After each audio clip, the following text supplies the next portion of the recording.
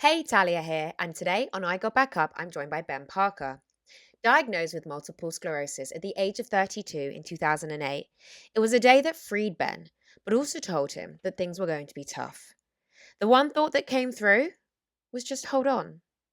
Participating in marathons and becoming a teacher, the pain that started all of this has since created the happiness that he now has. So, Ben, when you hear the phrase, I got back up, what does it make you think and feel? Uh, Quite literally, it makes me feel that I keep taking the punches that life gives me and keep going forward. That's it. Just keep going forward no matter what happens. That's it. I Uh, mean, that's a it's- pretty blunt and honest way of putting it. You're right. It's life is, well, I mean, we'll just go straight in with this. Life is pretty tough and can be extremely stressful and hard. And sometimes we do just have to keep taking on the punches. yeah, I'm almost 50 in 2 days. I'm 50 years old virtually, and life has treated me with, let's use the word contempt. It's battered me left, right, and centre. But it's about keeping that focus, and it's about understanding that life, we've all got that happening. It's all relative to each individual. Mm. So I don't think I'm special with what's happening, but I don't think I'm getting away with it either. Mm. It just, whatever comes, let it come. I'll deal with it. That's a really important point to note as well, because I think when we as individuals go through something, whatever that thing is, we actually feel like we're the only person on the planet going through it. And sometimes it's almost like a reality check that everyone is not everyone, but a lot of people are going through something and darkness and demons inside. You may never see it on the outside, but they might be going through something too. And realistically, whatever it is that you're going through, you aren't actually ever alone. Exactly, exactly. And this is the amazing thing. All you have to do is vocalize. Mm. The second you vocalize it, and it's not so apparent these days, but years ago it used to be a man thing. You can't talk about your feelings and stuff like that. And uh, but it's all about letting it out, getting it out, and speaking to anybody. Just saying, I'm not feeling great today, in the long run could save somebody's life. Mhm. It is that black and white for me. It is that black and white. So just say how you're feeling, and if it's good, go with it. If it's bad, go with it, because somebody else is with you on that journey of Mhm. happiness or sadness, whatever it is. Yeah. And you have no idea how many people, even if it's just one person, actually really wants to help you and stand by your side and be there throughout everything with you. And speaking out, ironically, it's not a weakness, it's actually a strength. And a lot of people, obviously, you mentioned men, may, and women obviously too, think it's a weakness to say, hey, I need help, or hey, I'm drowning, or hey, I need somebody, or hey, this is going on. But actually, it's a strength to be able to say that to someone. Yeah, yeah, and again, it's that thing that when we move into the modern times suggest that we need to talk. We Mm. need to talk. Talking of men, I last year I raised money for Andy's Man Club, which is a male suicide prevention charity, and it's heartbreaking how many men, and I do know women, it happens as well, but it's just heartbreaking how many people take their own lives because they don't feel there's a way out. But Mm. there's always a way out. Always, always, always. It might feel like the bleakest time in the world, but the second you share it, a problem shared is a problem halved. And it's an old adage, a cliche, but uh, I think it's really true. Really Mm. true.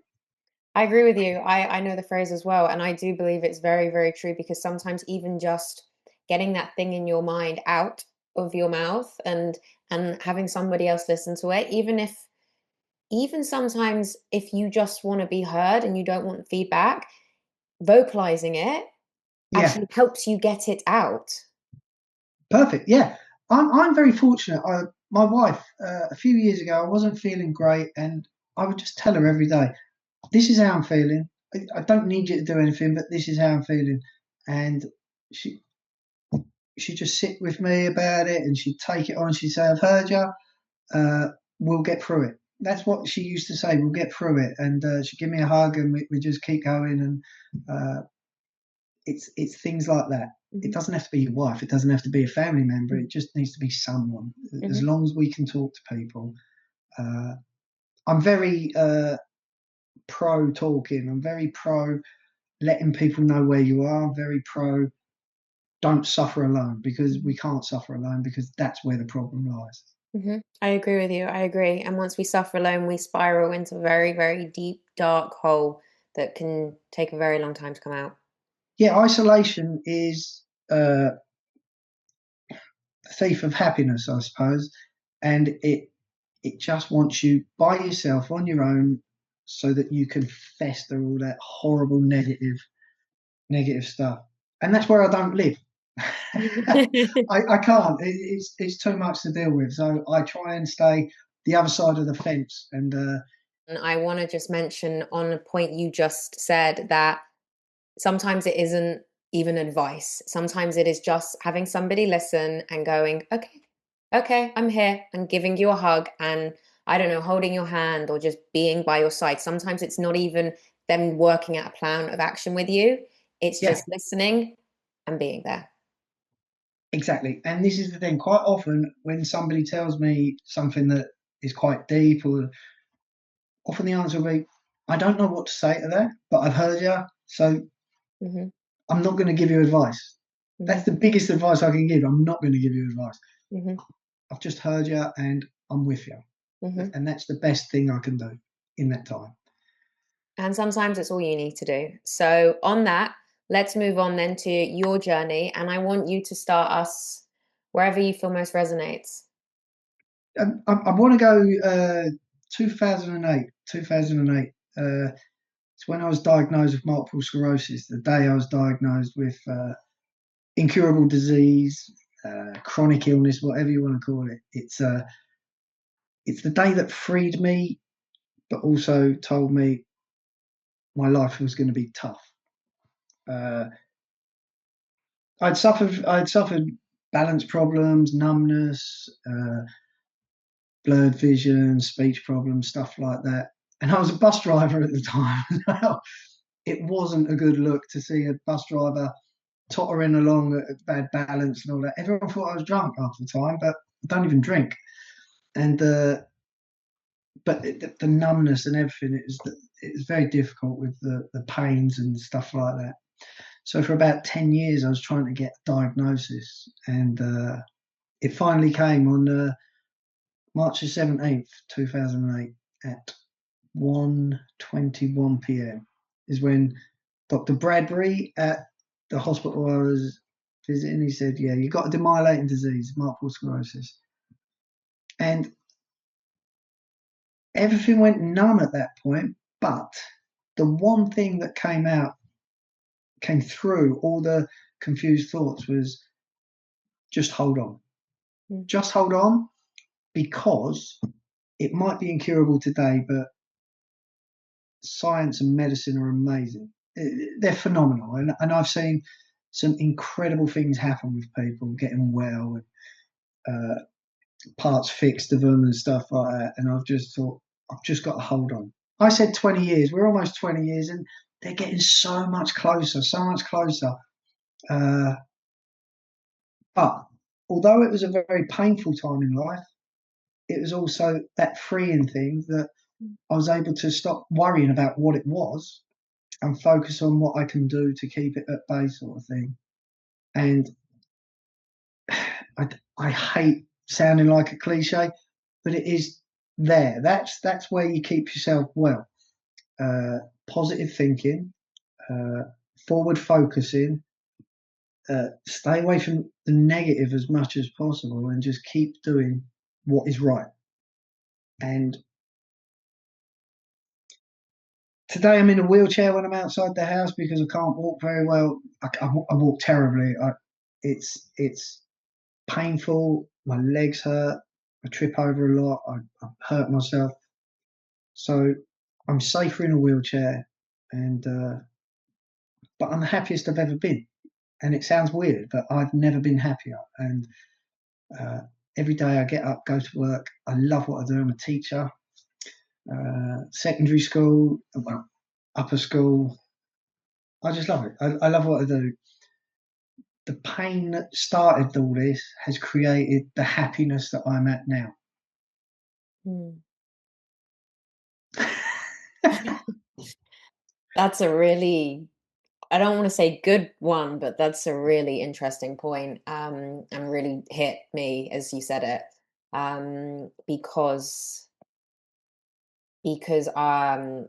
you hear that a lot of the time, that the darkness that people are going through, even if they didn't want to go through it, creates them into this person they've become, and this joy and love and happiness that comes with it. And to be honest, I one of my favorite, I guess, quotes or ideas is that you can't see the stars in the sky without the darkness behind it. Yeah, So I remind myself of that every time I go through something. yeah, But yeah. And I really get with that. I really get with that. It's it's a very old song, and it's a song that I love hearing. But it the lyric is, no matter how cold the winter, there's a springtime ahead, and the springtime is always there if you look for it, and you wait for it, and you're patient, and you deal with everything that the winter brings. You get through. It's like what's happening now. We've had all these this rain and cold, and now the sun's out, and everyone's happy again. It's just hold on to it and get through that. Uh, but yeah, you can't see the stars without the darkness, because if it was all light, it'd be quite boring, I suppose. yeah, I've said that, and I've heard many people say that as well, and I do strongly believe it. If it's all light, what have you got to challenge you? What have you got to overcome? What have you got to face? What fears have you got? How do you learn about yourself, Hmm. ironically, if it's only light? Which is really strange to say, but Yeah, it's true. Um, so when you were obviously given this diagnosis, you said it was a day that freed you, but how did you take it on suddenly when you were told? it, in all honesty, I didn't hear anything after the words "you've got multiple sclerosis." I took a friend with me. I was 20. I was 32 actually. Sorry, I was 32. I had a friend with me, and I just numb, and I went home, and I had to keep phoning and going. They did say that, didn't they? He's like, yeah, they did, Ben. They did. And I'm like, okay, okay. Because my uncle had it, and when he was diagnosed with it, there was no treatment for it, no proper treatment, and he went downhill rapidly. And it was just horrible watching how he slowly died, slowly died, and it was a painful thing to then be told you're next, you're next on this, on the fickle finger of fate that was saying you're next. You know what's coming, and it's like. So I was scared. I was really scared, but it was that thing that kept coming through, going, hold tight, keep holding tight. You'll be okay. How did you do that then? How did you have that inner voice keeping you going and guiding you? Because I don't think a l I'm not I don't think a lot, but quite a lot of people don't have that. I mean, I think everyone does have it, don't get me wrong. Every human Hmm. being on this planet has it, but not a lot of people can find it. And if they can find it, they can't sustain it. Yeah. No, without. There was a time when what I'm about to say would be like, yeah, yeah, that's cool. Today it's sort of. I find it people look at it differently, and I don't mean it in a, a weird sense or anything like that. But I have a belief in a God. Okay, it's not a religious God. It's a belief in a power, whatever that is, and I'd like to think of it as love. Mm. Okay, so if I'm struggling and I ask help, I ask for help, and I ask to be okay. That love thing takes over and brings out the goodness in what's happening in my world. Forgive me if I sound a bit weird and crazy, but it's not. It's just a quiet moment where I just say, please help me with this. And then I leave it up to whatever it is that's going to look after me. And I always believe, and I say it to so many people, it will always be okay. No matter how tough it gets, it will always be okay. So that's what I try to go with, even when I'm doubting it. And that's when I reach out and ask people to talk to. So it just helps an awful lot. So Mm, mm. You don't sound crazy and you don't sound weird. Absolutely don't worry because I, I hand on heart, I got that. Believe me, I got that more than you probably think I got that. I no, that's got cool. that. I really did, and I completely resonate with it. And you know, I'm also a believer of it will all work out. And even when sometimes I'm really doubting something, I also do believe in it's going to work out. Yeah, No matter how long the season is, no matter how long the winter, let's say, is, every storm clears, every storm passes, is how I see it as well. And when I look back on my life, they have. So yeah, things will continue. But I guess it's that positive way of thinking that you do just need to hold on to, and everyone has different thoughts in sense, but you do just have to hold on to them, whatever they might be, and knowing yeah, that your life is taking you on the journey for you. yeah, yeah. There was a friend I had many years ago, and he always used to say, "The problems I've got today aren't the problems I had 6 months ago, Mm, and the problems I've got in 6 months' time aren't the problems I've got today." And I used to think he was a bit weird, but then it started making sense because I look back and I go, "Oh yeah, mm, I haven't got that problem anymore, but I've got this problem," and it's just each day as it comes, get up, do my thing, get through the day as best I can without trying to hurt people and doing my best to be kind and all that sort of stuff. mm, It When it's tough, it's about knuckling down and just keep going. mm, It is really that simple, and it can be tough for a long period. And I've had long periods of dark days. But you just keep putting one foot in front of the other, trying your best, and you get through it. You get through it. It's never going to be forever. mm, mm.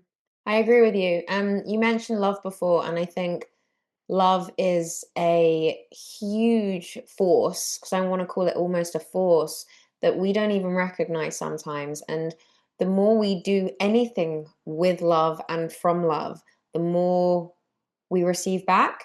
And Yes, I even say it to people, like even drinking your morning coffee, or it's like build that love, do it with love, because that love will generate something inside of you as well. And the more you give out, whatever it is, the more you will receive. perfect example. I was down in Brighton at the weekend, uh, not this weekend, the last weekend, and there was a guy in there, and he was dressed so nicely. He looked so cool, and I saw him going one way, and when he come out again, I just went over. I said, "Man, I love the way you're dressed. I think you look really cool, man." And he was about my age, and he's like, "Oh, thanks a lot, thanks. I really appreciate that."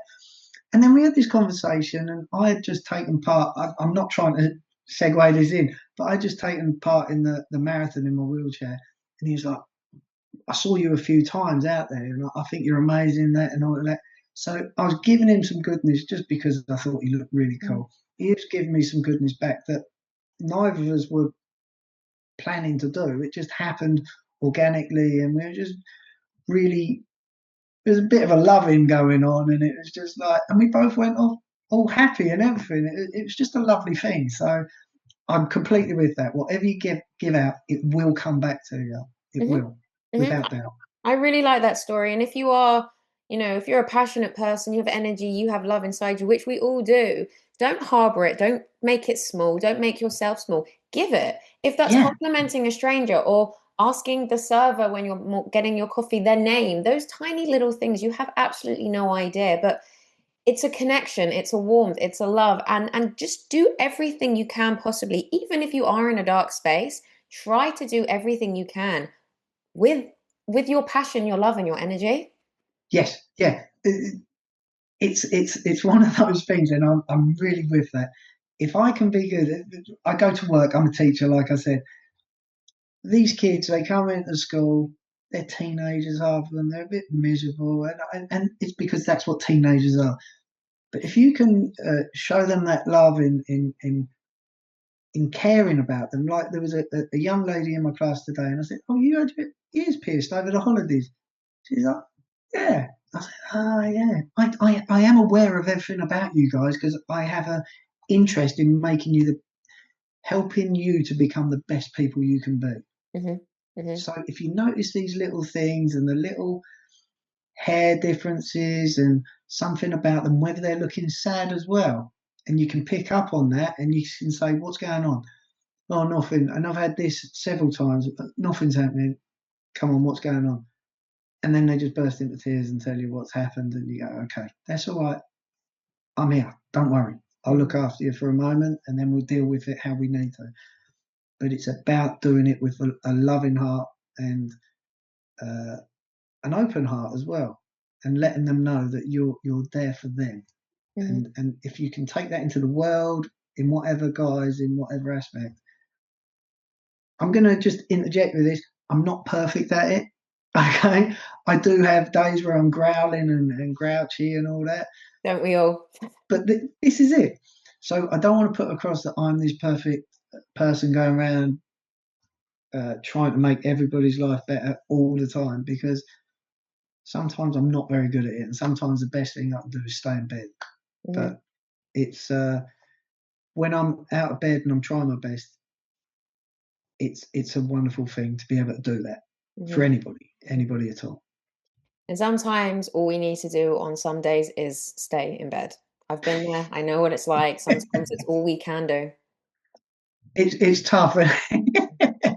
Yeah, yeah. When you get out of bed and you go downstairs and you've had a problem already and you're not even opened your eyes properly, and you're like, "Oh my god, I've got to get back.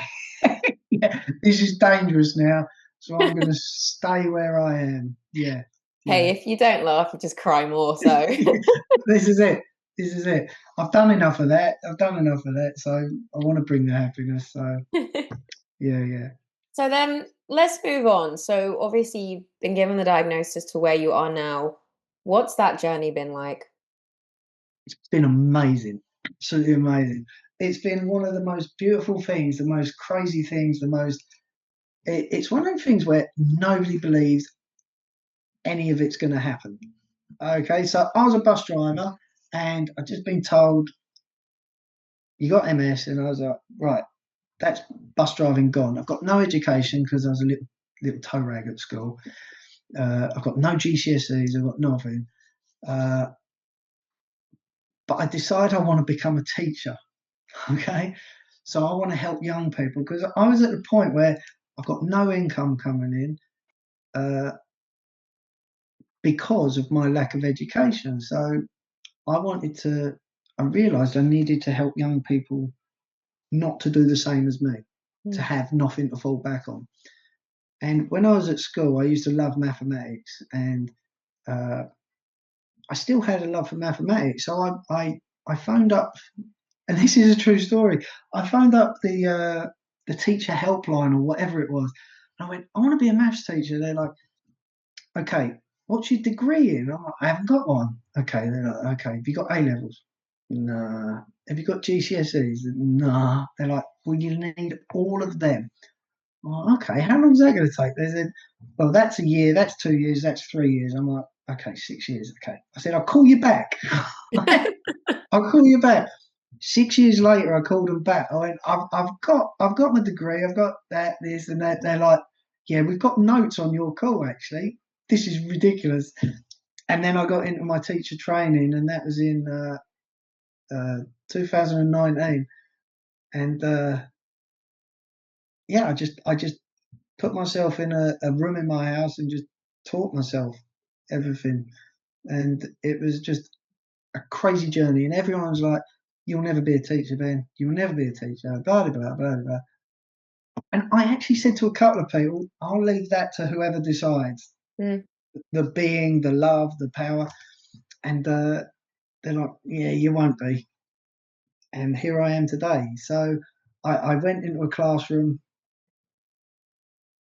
My first lesson I've got a bit of a cheeky side as well. So my first lesson was in a school in Harlow, in Essex, and I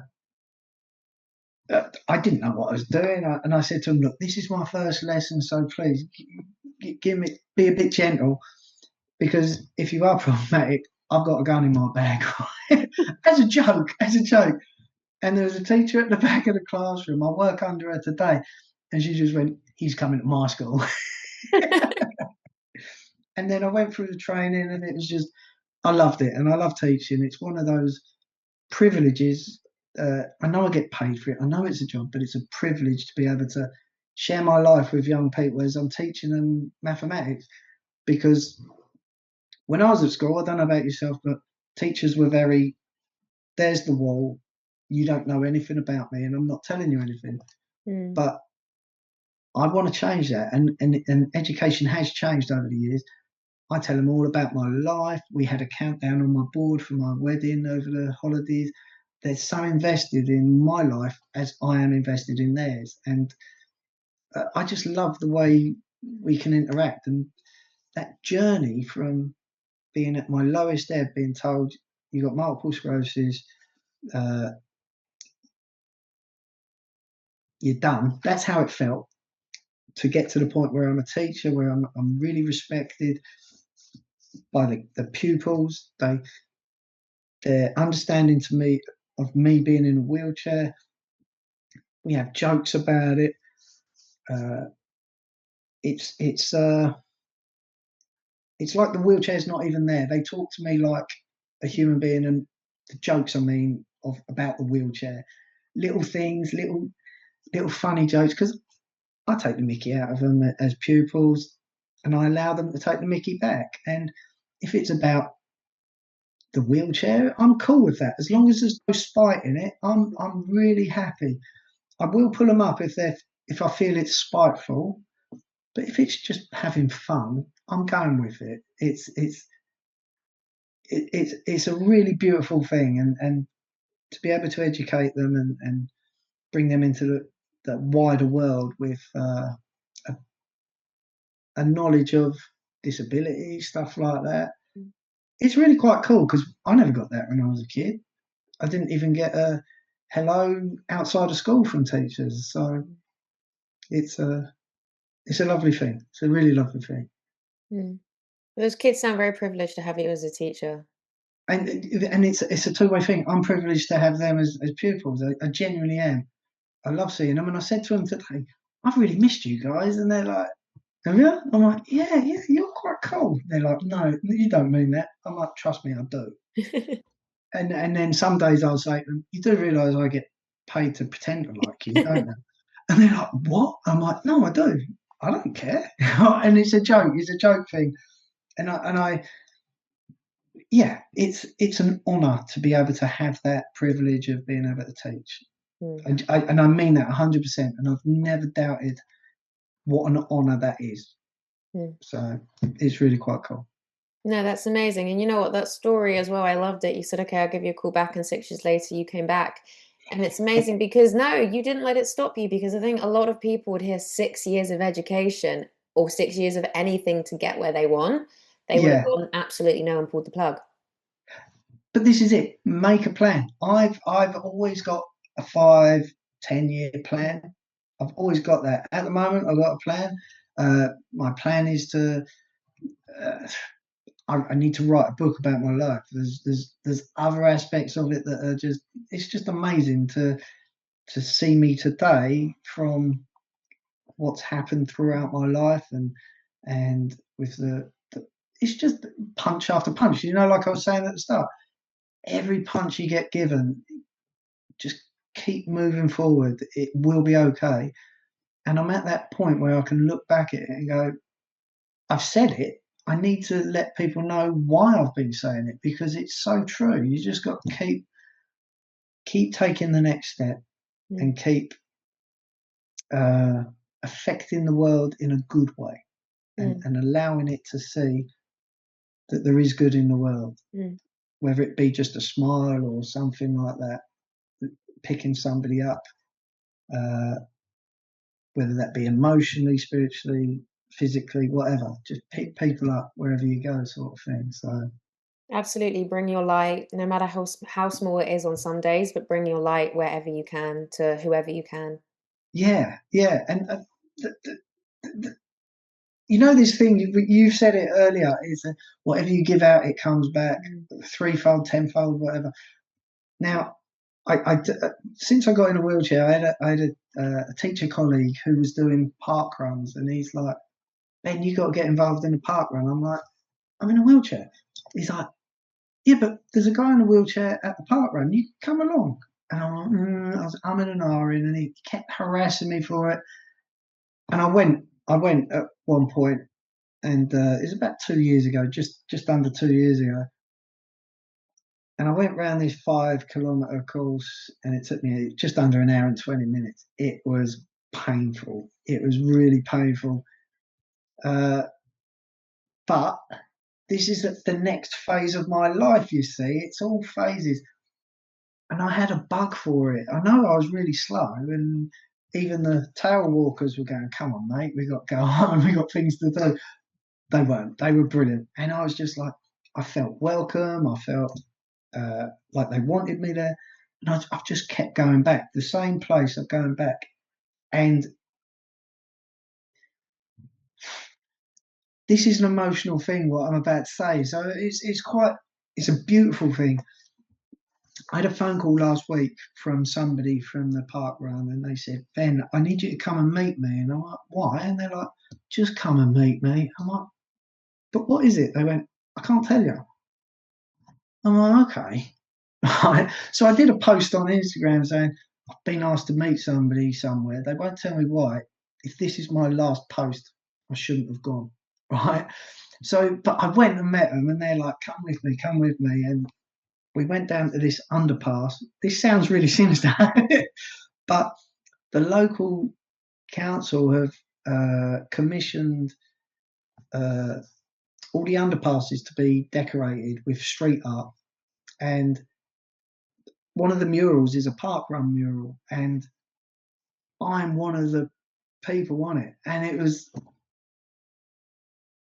it's the most humbling thing to have your mural on the wall, and just to and all you do is turn up and try your best in life. What goes out comes back. I'm one of them idiots at park run that just shouts happy things at people and cheers people on and encourages people. And my time's down to 35 minutes, so I'm getting better.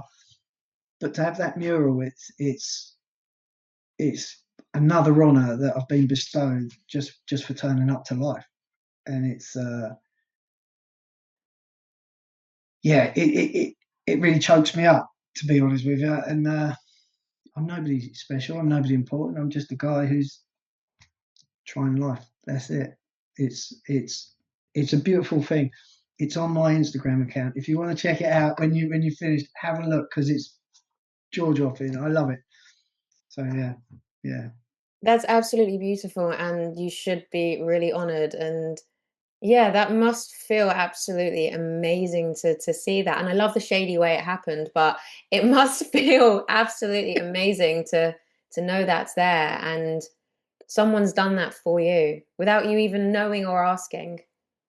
Oh, this is it. This is it. And this is the park run thing is all about people supporting people. I know there's people who go to park run because their life is the Saturday morning.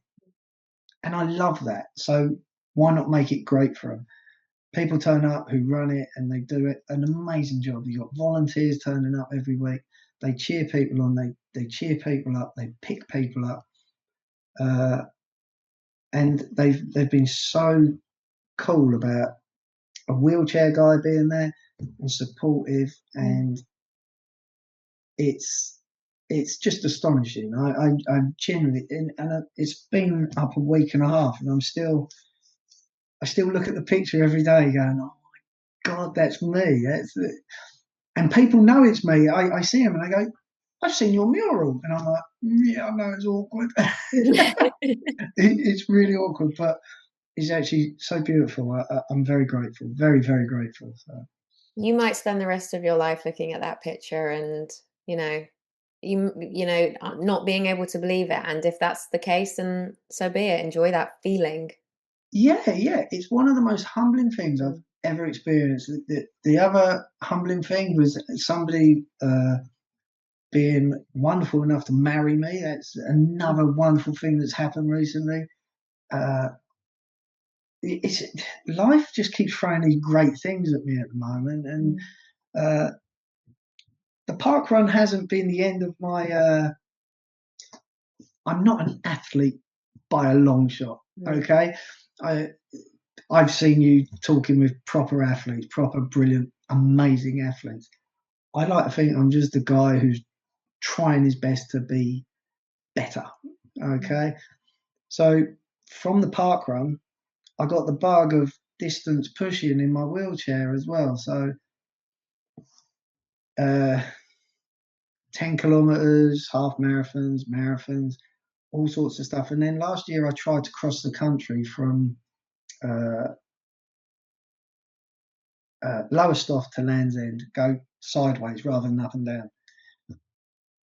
It wasn't successful, but I did over 500 kilometers, so it was quite successful mm. in a sense. But everything broke down on the same day. Everything, physically, mentally, emotionally. And on that day, I was fortunate enough to have my wife following behind me in the car. She could see I was struggling. I was struggling to go downhill in a wheelchair, so there was obviously a problem. And she phoned me. She pulled over. We had a chat, and I said, "I got to stop. I'm going. I want to go home now."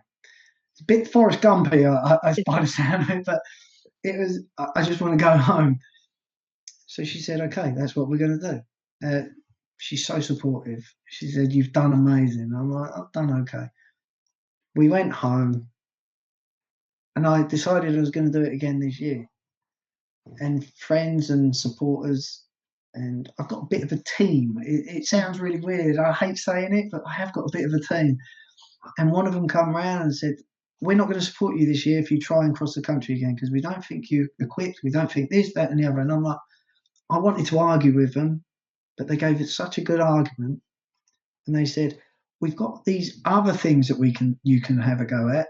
Um, and they gave me these four events: London to Brighton, Oxford to Cambridge, another thing called the Mercian Way, which goes from Salisbury up to Chester, Mm. and another one called the Rebellion Way, which is around Norfolk and Suffolk. So the last two are about 230, 250 miles. And I went, "Can't I do them all?" Right? And they went, "Yeah, okay, why not?" So I'm like, brilliant. And so I've planned it. So Mm.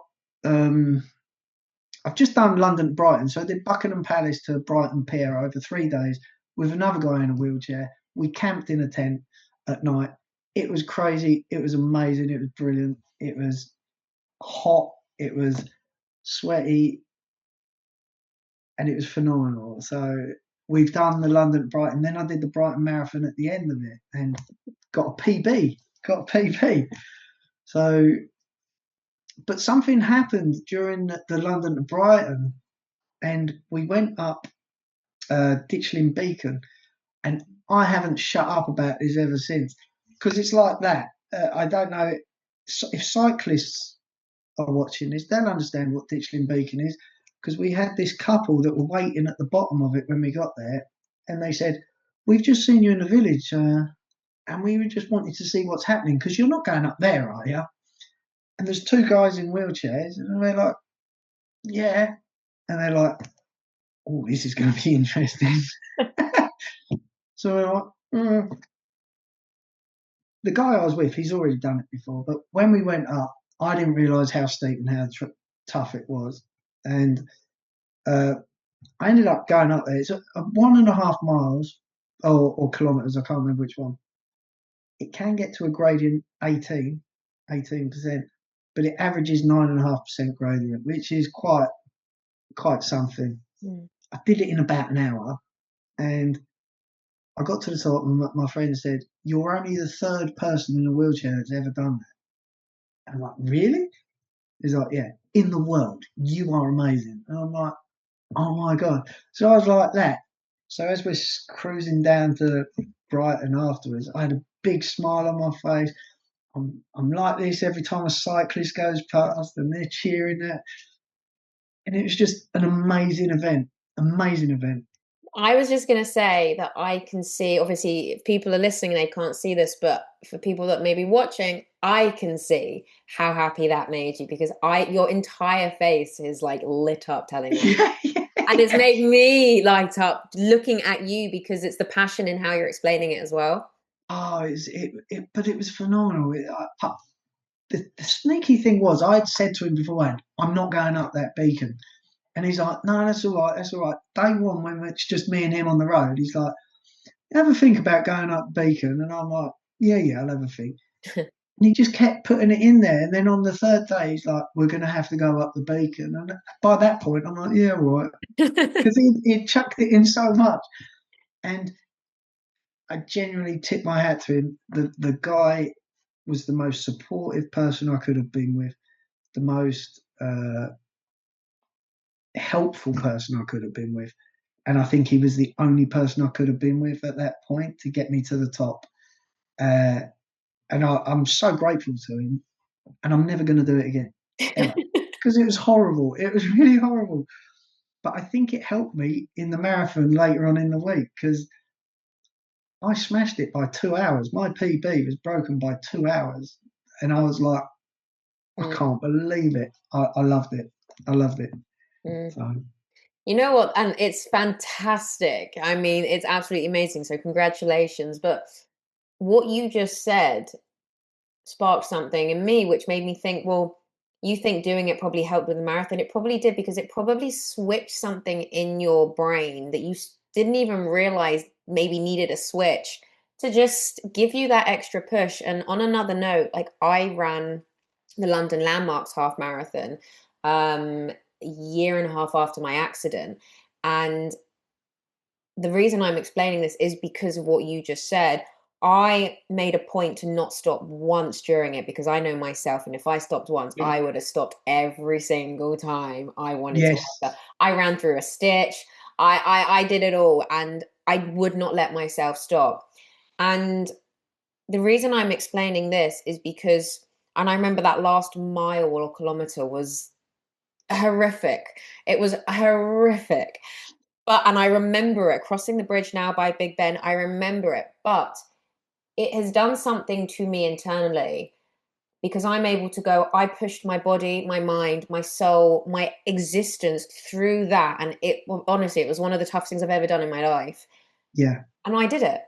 I did it. I didn't stop. I kept going. I made it. And the reason I'm explaining that is because it's something I go back to sometimes when I think I need to stop something or I'm tired or something's kind of getting lower. That is a memory I will go back to sometimes without even realizing, thinking, but I've done this.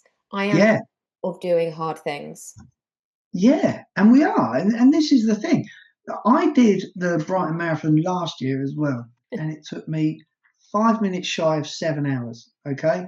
I stopped lots. I cried lots. I complained lots. I moaned lots. I was an absolute. And at the end of it, my wife had to push me back to the hotel. And I was like, and I got into bed and it was just, I was an absolute mess. So this year, when I was going round and I did 10 kilometers and I was like, in an hour, and I was like, yeah, I've done all right there, and it's not been tricky. 20 kilometers, 2 hours and 7 minutes, and I'm like, I'm still feeling good and I'm not having a problem and I'm not moaning about anything. 30 kilometers, and I was like, I think I'm on for a PB here and I'm feeling strong because I was complaining about the camber of the roads and I was complaining about everything, and I was smashing it. And I got round to the end, and the most important thing was that last. There's a stretch of 2 kilometers or 1.5 kilometers. Last year, I stopped about 6 or 7 times there because I just couldn't. I was really struggling with energy and everything. This year, I was powering down there. I was overtaking people going down there. I was smashing it, and because I was doing the time quicker, there was more crowd there. Yeah. So they're cheering, and I had my name on my top. So they're, come on, Ben. And I tears coming out my eyes of happiness, and I'm pushing. And I even stopped to give it all that to everyone and come on. And I got over the line and I was just like 4 hours, 50 minutes, 2 hours, over 2 hours. I'm like, I don't know what's happened there. It was phenomenal. I'm just, I get a buzz from pushing because I don't know whether you found it with when you were running because it sounded quite traumatic, but it's just peaceful. I had no music. I just listen to the world and just go and chat to anybody who's about and encourage people who are about. And it's just such a beautiful thing to be able to do that. And and not many people do marathons. So Mm, it's a good thing and it's helped me an awful lot. And I think the physicality of everything is another thing that's pushing back against the multiple sclerosis. I am in a wheelchair, yeah, and they've stopped my treatment because they say it's not doing anything anymore. But again, I'm going back to that. Keep strong there, and that helps that, and it keeps strong there. Everything helps. Everything helps if you keep it all strong and keep trying. mm, It's like that. mm. It's beautiful. So I'm sort of an athlete, but I'm more of a teacher. I can't believe you don't call yourself an athlete after listening to all of that. I mean, how can you not? You've run further than most human beings. You've gone further than most human beings ever have in their own life. So, I know, but I find that really weird because I'm 50 years old. I finished. I will also say I finished in front of about 4,500 people at the marathon as well, and I was like, mic drop. "Ooh." Yeah, yeah, it was a bit like that, and it was, and then I had a huge kebab afterwards to celebrate and ate the lot. But it's this is one of them things that lifts me, and I haven't done much pushing since because I've had my wedding the other day and stuff like that. And I'm 50 in a couple of days. I keep saying it. I know. I find it really difficult to believe I've reached 50. I I will touch on that. Uh, my father passed away at the age of 56. My uncle, who had the same as me, he passed away at 53. So there's also that driving factor to it sounds crass and I don't mean it to, but it's to get past those ages. If I can get past those ages, I feel a bit better. Mhm. But I'm scared until then. Fear is what's pushing me. I feel Mm, fear, uh, I, and I don't want to leave my wife having to pay the mortgage without me. So I want to. It's fear. Get that mortgage paid and get past those ages. That's another thing that's pushing me to these stupid stunts I do with mm. my pushing distances, but it's good fun. It's good fun. They're not stupid stunts, they're phenomenal, but they are, and it's interesting you just mentioned fear, and we touched on love before because I think we as humans do most of our actions, think most of our thoughts, say most of our words from either fear or love or the join together. Imagine all the things that we're terrified about in life that stop us from doing XYZ, or because of what we're scared, we react in a way that we may regret Mm, 5 minutes later, or and then when we flip it and we do the things out of love, again, how authentic it feels. But it's finding that balance and having that fear. Ironically, we should all have fear. I yeah, think we should all have fear because I know some of the fears. Okay, there are some fears I wish I didn't have, but there are yeah, some fears that are my driving force and my driving factor and will keep me going. And it's when we have these fears in life, showing up to the fears and taking them on and being like, okay, great, I'm terrified of this, but I'm gonna yeah. take it on anyway. And this is it. If I'm completely honest, I'm terrified of where my illness is taking me. It really does scare me. Uh, my legs are terrible. Sometimes my memory's terrible. I've got pains throughout my body. My hands are numb quite often. I wake up, I can't move my hands or my feet or anything. It scares me. It really scares me. But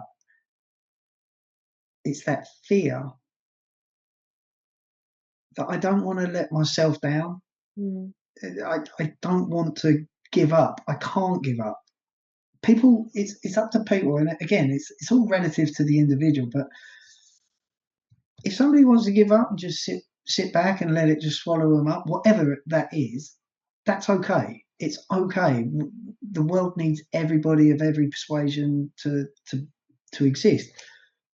I can't be that person. I can't. Even just when I have a holiday at work, I can't sit down. I have to think of what I'm doing. I have to have my plans. I have to have my goals. I have to have my focus.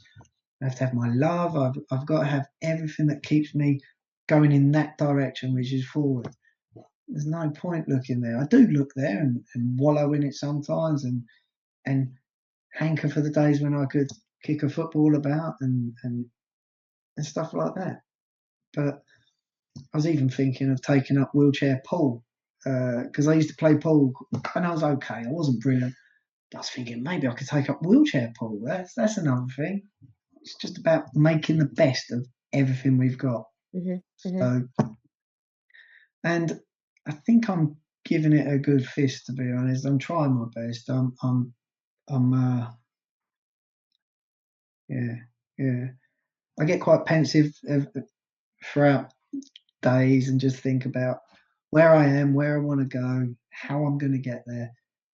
And that's why it's great talking to people like yourself because everything I'm doing with my wheelchair pushing, it's a lot. It's for charity. It's not for me. It's not for a pat on the back. It's to try and help others, and it makes me feel good. I've not raised loads of money. I'm not one of them people who's raised millions. I've raised a few £1,000s, almost £10,000 in a year and a bit. So I'm quite happy with that, and I just want to make it more and do more and just help people's lives better. I've had people get in touch with me just saying thank you. You've helped me just by doing what you do, and it doesn't make sense. I don't know how, and I love it. It just makes my day, and I'm smiling when I get that, and I think it's not bad for a guy who's just pushing around in a wheelchair. Mm, It really gives me a buzz. It really gives me a buzz. So mm. Good, I'm glad, and you know that whether it's £5, whether it's £1,000, £10, it doesn't matter because it's all making a difference. yes, you are right. You are right. You're very right as well. It's just I I never see the extent of things. I always uh, I've always had a bit of a downer on things like that for myself. Well, I'm not that great at it. I'm not that good at it. I'm not an athlete. I'm not this. I'm not all that. But maybe I am. Maybe I am okay at these things, and yeah, continue doing it. And who knows where it goes? Who knows where it goes? Is I'm just blessed that I've got a wife who's allowing me to do these things, who allow me to disappear on a weekend to go pushing for a few hours and stuff like that. She might be glad to see the back of me sometimes, but it's like so it's good. She's brilliant. She's really cool. So yeah. Well, I think you're pretty okay at it, so you should think you're pretty okay at it too, so Okay. Thank you. Thank you very much. Uh, yeah, yeah. I'm smiling inside at the moment. It's just like when I think about what I've done over the last 18 months, I'd say it is quite incredible. It is quite incredible. It's I a friend of mine. He's an ex GB Paralympian, and he just laughs at me. He goes when I say I'll go pushing for 5 or 6 hours. He goes, mate, I'll get in my race chair. I'll get a marathon done in an hour and a half. I couldn't do more than that. I'm like, oh, there you go. But he's a talent. He's got records and he's amazing. So yeah, I look at people in wheelchairs. I'm in awe of people in wheelchairs. I just watch people in the street pushing their chairs, people doing whatever they do. We've all got our little struggles. So I'm not that special. I thought I was at the beginning. Look at me, my wheelchair. I got a new wheelchair. But now I'm just like, I just go past and I don't even think about it. And a lot of people don't even think of the wheelchair when I'm with them and stuff like that. It's which is testament to them that they they see past it, which is a good thing, I think. I think we're all special and we're all unique in our own ways. So, Yeah, I think you're spot on with that. We've all got our brilliant side. We've all got our negative side. We've all got all sorts of sides, but we've all got something that makes us amazing. Everybody, and I agree with you completely. We're all special in that way, where there's something we give to the world. I was talking to who was it? I was talking to? It was many years ago, but they just said we're all connected. I'm going to go back to this God thing, and I apologise for that. Uh, we're all connected to God. And if we're all connected to God, we've all got that little thing that brings the goodness to the world if we want to. We don't have to. We can do whatever we want. We've got free will.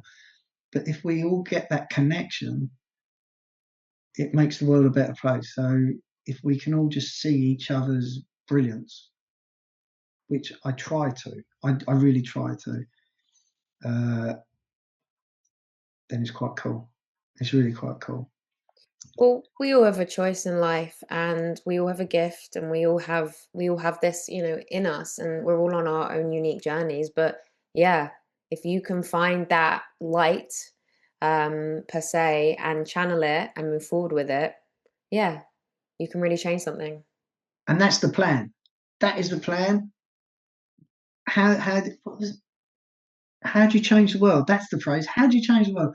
One act of random kindness at a time. So if you can, bit by bit, change the world around you, change your home life, change everything, change the neighbours, change the town, change the county, whatever, bit by bit. Mm. Just do what you can and try and get it out there that you're doing your best. Hmm.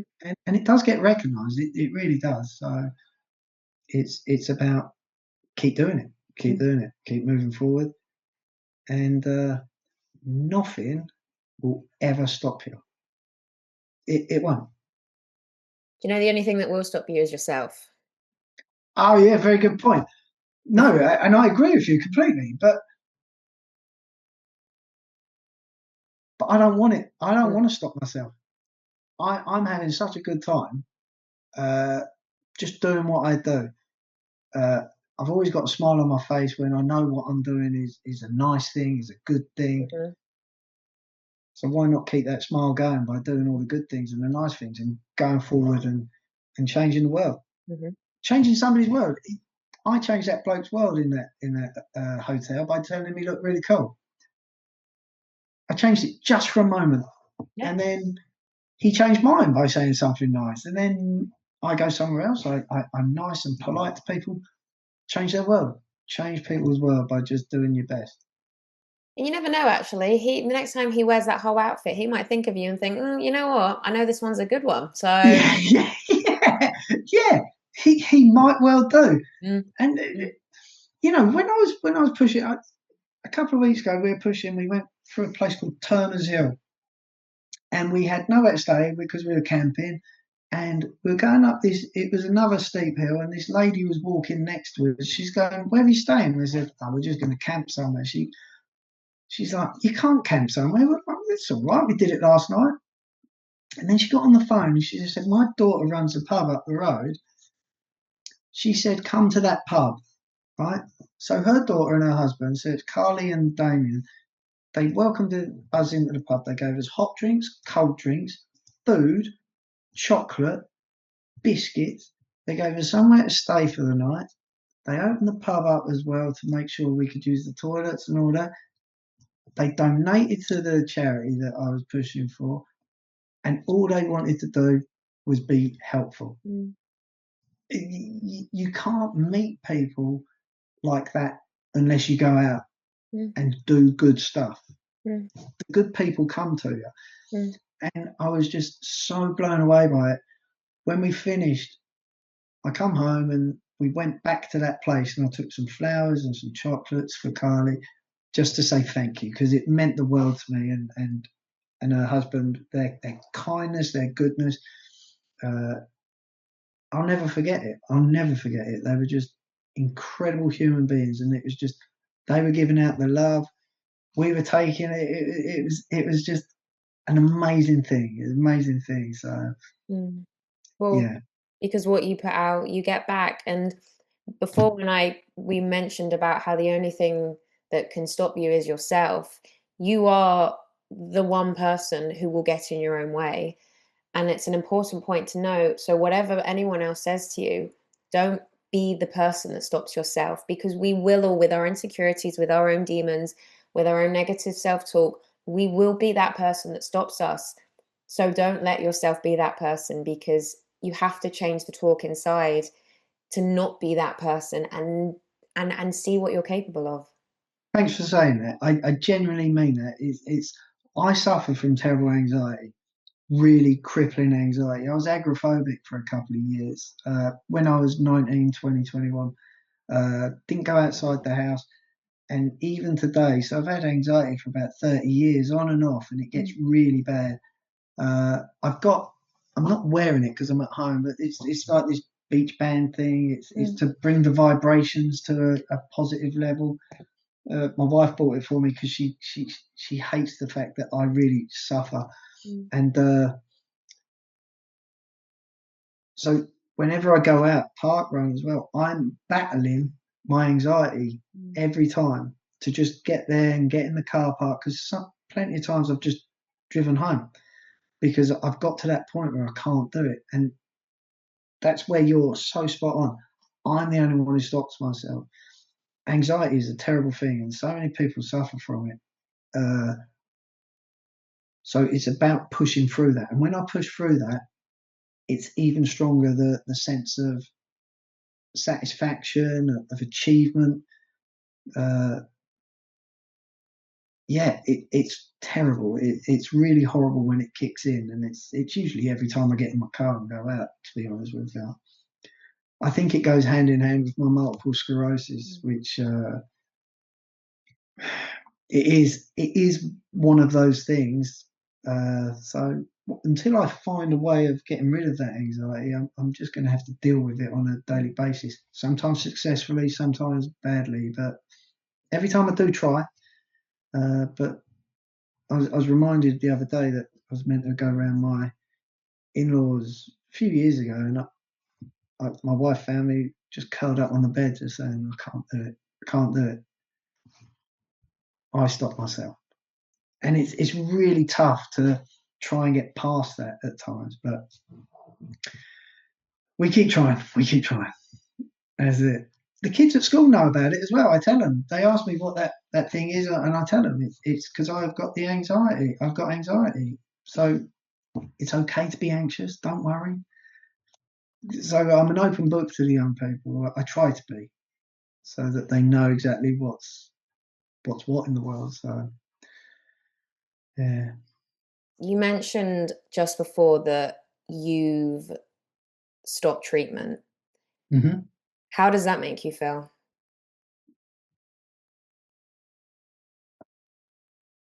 Okay, so I was on this treatment. It was quite pioneering at the time. It was called Tysabri, and it was a monthly infusion for people with relapse remittance multiple sclerosis. There are different levels, uh, and when I started it, it was amazing. It was a godsend. It's meant to reduce your relapses by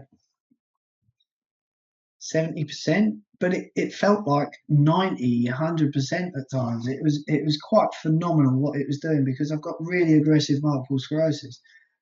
Uh, Actually, I've got aggressive multiple sclerosis. I put the really in. The doctor said aggressive. So I've got aggressive multiple sclerosis. Uh, so it worked brilliantly. So I was on it for about 17 years. And with the treatment, there is also the chance that I could get something called PML, Mm, which I've forgotten what it stands for, but in layman's terms, and this was described to me by a nurse, I could get AIDS of the brain, which is quite scary. And the longer you're on it, more chance you have of having. So I've been on it 17 years. I'm now secondary progressive. So instead of it going up and down, it's now just a slow progression downhill. So when they said we're going to take you off it, I was really scared. I genuinely was scared because this is all I've known as a treatment. And then they offered me these other treatments for secondary progressive. So I asked a colleague of mine who's a scientist to just read up on it and tell me what they think. And they just said, don't go near them. They're really quite potent. So I spoke to the hospital. We had a back and forth. And we just decided it's probably best that I don't have anything and just try and eat healthy, which I'm terrible at. Bad things taste too good. It's a problem, and I really like eating bad things. Uh, yeah, so today I'm at peace with it. I think I'm quite comfortable with it. I'm happy that it's in my hands again. I suppose it's up to me to, and I'm going to go back to it. If I keep that strong, I can be as strong as possible. Mm. When I first started pushing distances, one of the things I used to say, and if people were going past me and hearing it, they'd think this guy's so weird. But I'd be muttering to myself under my breath, I don't want to die. I don't want to die. And that was really pushing me with every push on my chair. I don't want to die. And that it was one of those things that was pushing me to keep going in my distance pushing Mm. because, and I'll be honest with myself, what else have I got?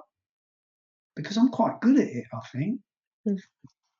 So I just keep doing it. I keep doing it because I just get a buzz. Going out on the road and people are so beautiful when you're out pushing and they can see you're absolutely knackered and they know you've done quite a lot. Mm. They cheer you on. They toot their cars when they go past. It's a really cool thing. Really cool.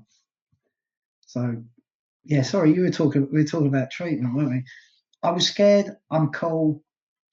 It's been about 6 or 7 months now since I've had anything, and I don't feel any different to be honest. So I Mm. just feel it's just me now, me against the world, with my right hand lady taking it on.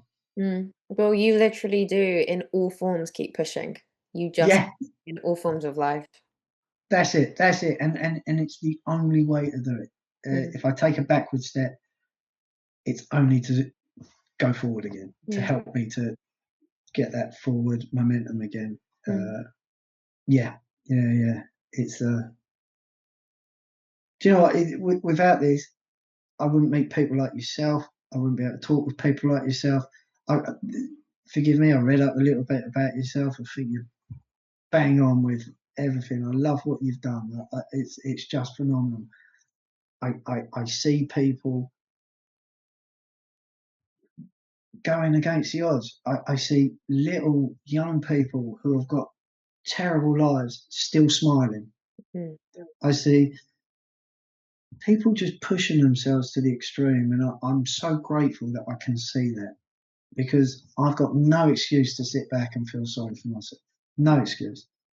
And it's all relative. I was saying this today at work because somebody was moaning about their bad back, and I was taking a mickey, just going, "I'm in a wheelchair. What you got to moan about?"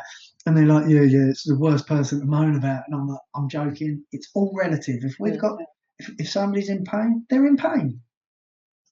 I can't make their pain any worse or less. You've got to allow people to be who they are, Mm. and recognizing that people are quite incredible, resilient, resolute, hardcore, and amazing if they want to be. Yeah. And that's the thing. If they want to be, help them, Mm. and that's it. Mm. That's it. It's our choice at the end of the day. So, and thank you for what you said. I appreciate that. Um, and then just before we do wrap up, I want to ask, What would you say to somebody that is going through a very dark space?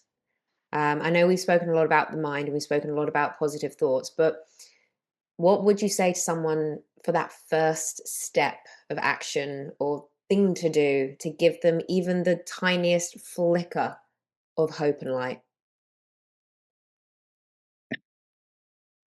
It's difficult for anybody who's really struggling with whether they've had illness or anything that's going on that's just not good. I think that the most important thing to do is to let the world know. Let the world know you're struggling. Let the world know it's a tough place. Keep getting up. Mm, Keep getting dressed. Keep trying your best, even if your best is rubbish, because mine's rubbish most of the time. Every now and then it comes good. Reach out.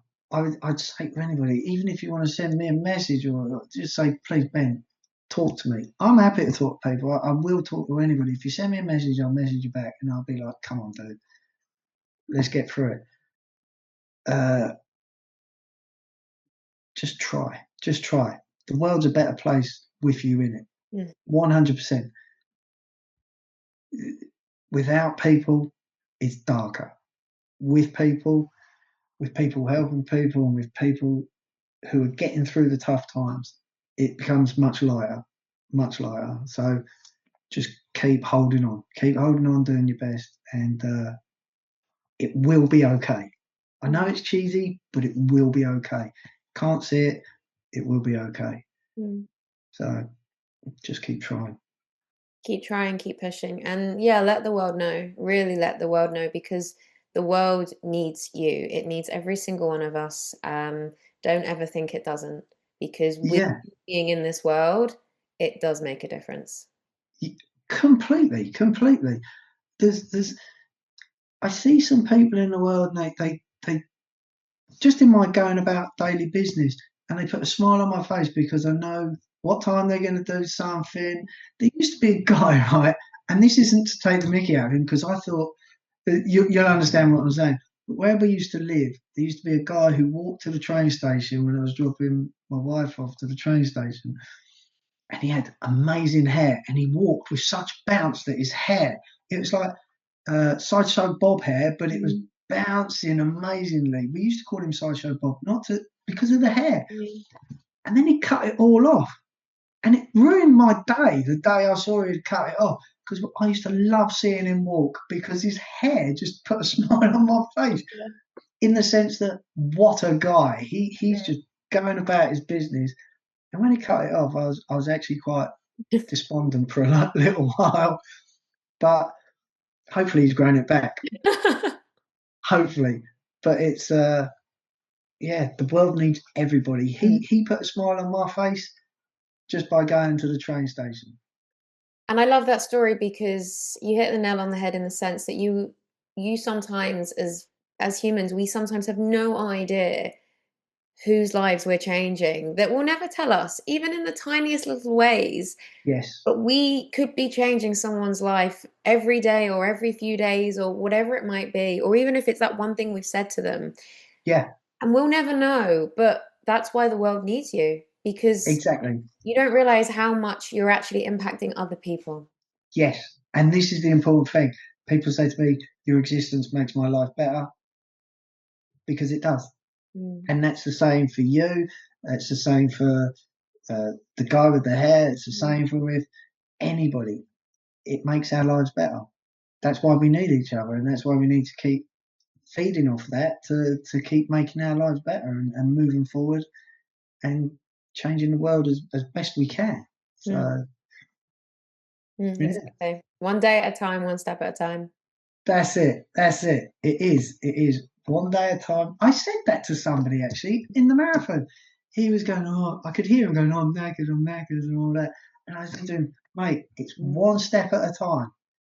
And he's like, thanks, man, thanks. I really needed that. I'm like, just keep doing it, dude. Keep doing it. You're spot on. You're spot on. Yeah, well, it really is. Well, thank you so much for joining me. No worries. Thank you. Genuine thanks. I really appreciate you taking the time to speak to me. I know I cancelled last week. Sorry about that. I was going up that hill like that at this time. So I do appreciate you postponing it for a week or so, and I'm really grateful. Thank you. Of course, it's my pleasure. Thank you for being here today. Life will knock us down, sometimes hard, and sometimes more than once. And when it feels impossible, know that your story isn't over yet. Sometimes when everything is falling apart, it's really falling into place. You have the power to rise, to heal, to make magic, and to evolve. And you have the power inside you. We all do.